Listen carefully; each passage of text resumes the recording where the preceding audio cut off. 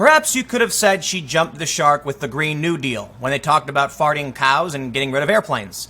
When the Green New Deal came out, before the Green New Deal came out, it made a lot of sense in my opinion. Like, hey, let's invest in new technologies. Sounds like a good idea. And then she puts out this insane nonsense. But I gotta say, she's really good at one-upping herself. I'm talking about Ocasio-Cortez, for those that didn't see the title, I guess. But she's really good at one-upping herself in terms of jumping another shark. For those that aren't familiar, jumping the shark is a reference, I think, to Happy Days when the Fonz jumped over a shark on a motorcycle or something. It basically means she's gone nuts. Like, she's reached that point. Check out this story from Newsweek. Alexandria Ocasio-Cortez says the U.S. is running concentration camps on our southern border. And yes, she likened it to World War II. So let me just say something before we get started.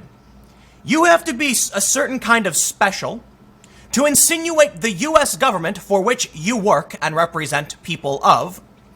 You have to be a certain kind of special to claim that the government of which you are a part is operating concentration camps and then sit in your room on live stream complaining about it and do nothing else.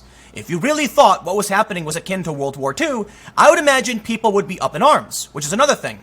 This is really dangerous rhetoric because no, the U.S. is, look, concentration camp is a loaded word meant to drive a certain narrative. Certainly, it's a broad term with general understanding.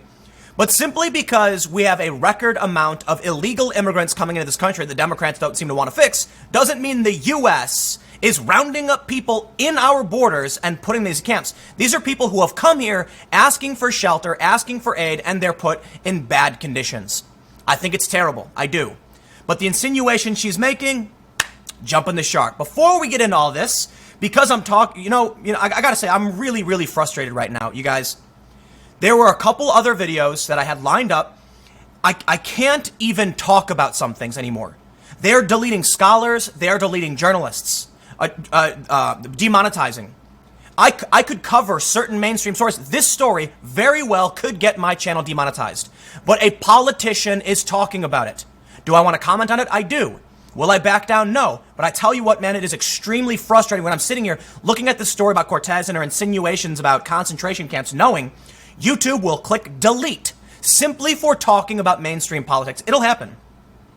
That's why I have a donation page set up. And that's why I am having a meeting later today to talk about moving to a new space away from YouTube to try and figure out how to do what I do without being concerned about being banned entirely. It's getting nightmarish. It really is. Man, I tell you what, there's a crypto option, there's a physical address, but of course, if it matters, like, comment, share, subscribe, because fingers crossed, talking about these issues and saying these words don't get my channel deleted, which they probably will.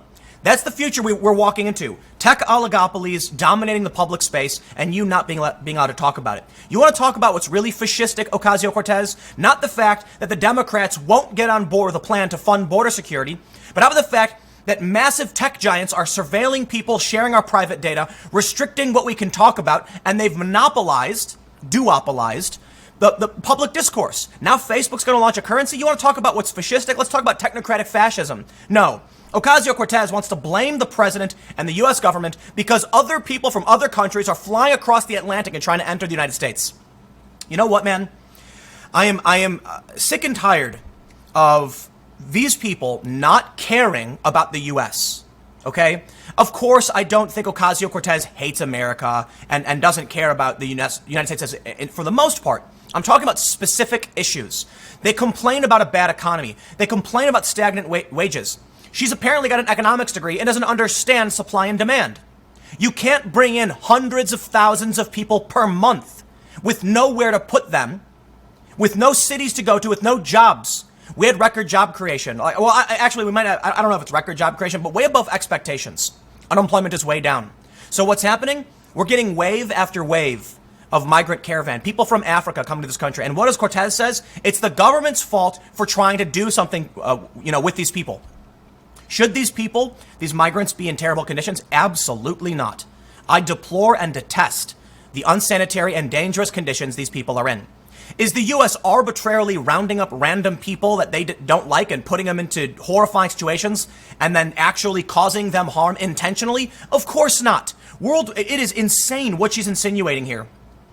She said never again. You know what that means? when she makes that statement, never again. She's making a reference to World War II. What happened in World War II was the intentional ethnicist, racial discrimination against a large group of people who are systematically being purged from a country. That is nightmarish. What's happening right now is that waves of people from all over the world now are coming to our southern border to try and get into this country. Man, I got another story coming up after this about how bad it's really getting. It's just mind-blowing to me that you have these people claiming the U.S. government is, it's like World War II was, Germany trying to get rid of people. Right now, people are trying to come here. It's like you can't understand that. We have too many people who want to be in the U.S., even with these terrifying conditions, these really bad conditions that no one should be happy about. Of course not. They're still coming. I did a story yesterday about migrants from Africa coming, flying to Brazil, and then taking a journey up to the southern border of the U.S. Why? These people say that they're running from, civil war and danger. I get that. We should absolutely protect them. Except they were already in Brazil. They were already in Brazil, and they moved through several countries to make it up to the U.S. Why come here? Because America's economy is better than a lot of these countries. It's better than Brazil. That's the real issue. The economics. But basic economics will show you we cannot support unfettered, just mass migration without some kind of legal process, period. I have nothing but sympathy for those who want to be here. I too think America is a great place to live that offers wonderful opportunity.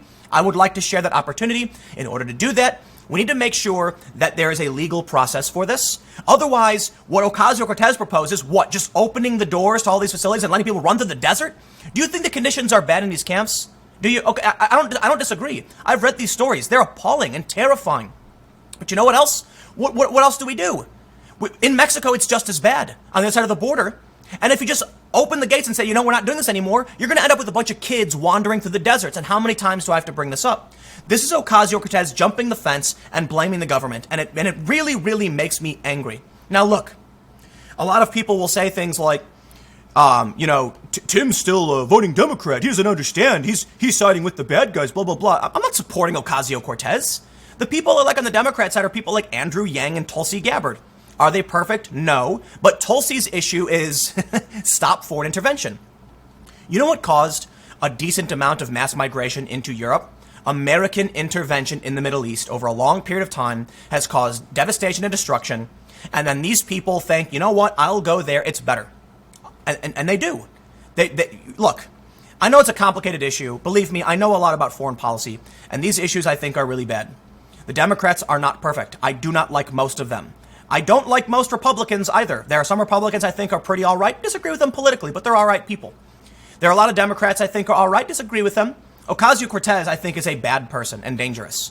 She's just like, while I can certainly appreciate the symbol of someone like Cortez, who, was a bartender and then became a politician, that's amazing. The story about how any American can truly be involved. It's also rather nightmarish when you have someone who's as vapid and unintelligent as her, saying just repeatedly nonsense things that are going to make things worse for everybody. Here's what we need to do right now. And you know what? I can say it a million times. The Wall Street Journal, the New York Times, Washington Post, how many major news outlets have said, you know what, this needs to be resolved. This is an emergency. How many local jurisdictions have said this is an emergency? And what does Cortez do? Never again. Okay, all right, never again. Let's hear it. What do you propose we do? Just open the border? For real. You think it's a good thing that people are flying across the world from Africa here, bringing their children and wandering through the desert, through the mountains? Do you think it's a good thing? I certainly don't. Let's disincentivize that. We need to figure this out. There has to be a legal process, okay, where we look, we want to deal with security threats. We want to deal with, disease. We want to make sure people have a place to go. And we want to make sure we don't destroy the economies of local jurisdictions. I'm doing another segment on this in a few minutes, by the way, for my main channel, which is more about the local impacts. But you know what, man? You can tell I'm getting frustrated by all this insanity. The fact that Ocasio-Cortez would make these insinuations shows that she has no idea what she's talking about. She has no idea what's going on with history. She has no idea how economics works. And she is very dangerous in that she has millions and millions of followers, and she says these things. Can I tell you what? What do you think's going to happen when Democrats with as much political, visibility like her claim it's World War II? We're going to see the emboldening of extremists. you're going to see people start panicking and freaking out because they don't truly understand what's happening. You have people who keep trying to come here. You have story after story about how bad it's getting. They still want to come here. And Ocasio-Cortez blames Border Patrol. She blames ICE because our facilities aren't good enough. Okay, here's what we're going to do. Here's what I propose. How about the Democrats give Trump double the money he's asking for to make sure these facilities are nice? Oh, what's that? That would devastate the economy even further? Perhaps we have a serious problem, and it's been getting worse, and these people won't do anything about it other than complain and act like it's Trump's fault or ICE's fault or CBP's fault that people from Central America, Brazil, and Africa are coming here. I do not believe there is a conspiracy. I do not believe George Soros is twirling his mustache and trying to get migrants to come here, nor are the Republicans. None of that's just absurd. What's happening is that dominoes are falling over. A debate is being waged in this country where the Democrats are saying, open the gates. And so people are saying, now's our chance. Let's go to America. So they come. And then you end up with them being in facilities that are terrible. The facilities in Mexico are terrible too. Why bypass all of these other safe countries to try and come to the U.S., even though they know it's bad? Oh, man. Still, they say, actually, I don't even want to read this. You know, I saw the story, and I'm so sick and tired of the hyperbole and the nonsense, okay?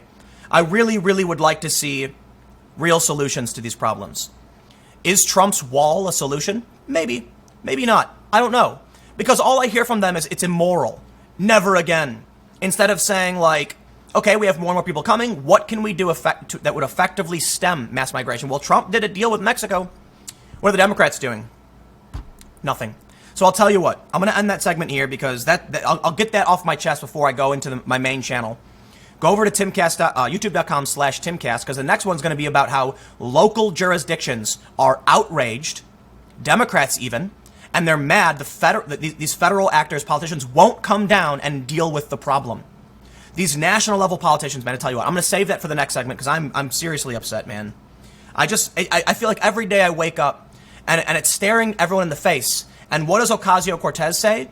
She acts like we're in World War II Germany. Are you kidding me, dude?